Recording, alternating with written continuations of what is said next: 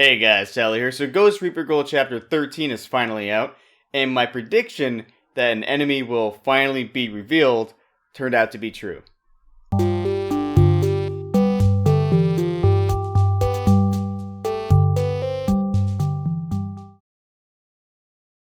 So Ghost Reaper Girl Chapter 13 is called Run Chloe Run, and that's a pretty good descriptor of this chapter. The chapter entails Chloe tailing this pseudo-Dullahan, or sham headless horseman, and try as she might, Chloe is unable to catch up to the spirit, and she wouldn't be able to even catch up to it even if she was using Noelle's abilities.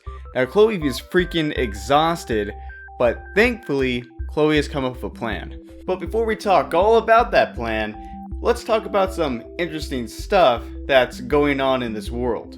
We have known that Chloe has been getting popular on the internet.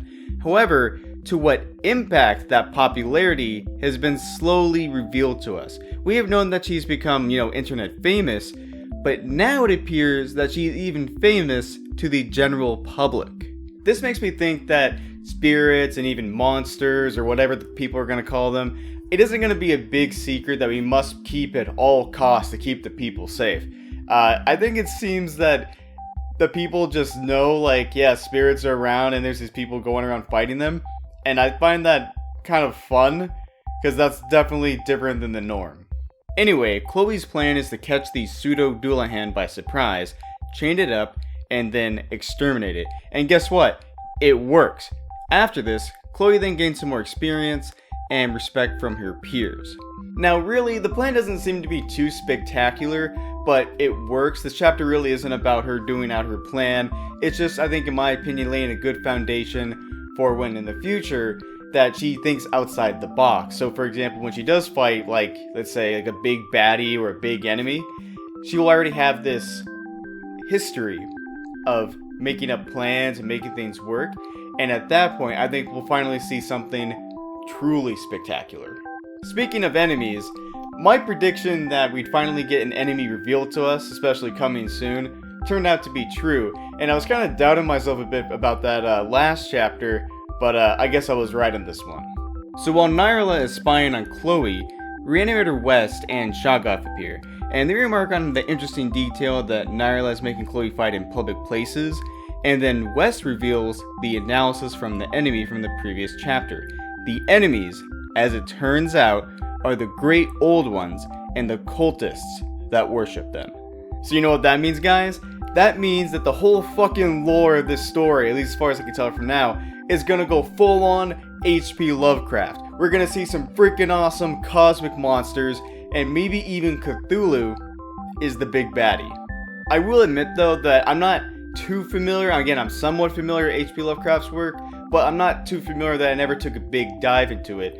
But despite that, it feels really fresh to me to be seeing these kinds of monsters, especially compared to the monsters we've seen in Akisa Ikeda's previous work. I knew a lot about vampires, werewolves, and other classic monsters like mermaids before reading Rosario Plus Vampire, but I don't know a lot about H.P. Lovecraft's cosmic monsters. And again, this makes this new series by Akisa Ikeda feel fresh to me, and it makes me even more excited to keep reading. So yeah, I'm liking this new H.P. Lovecraft monster stuff.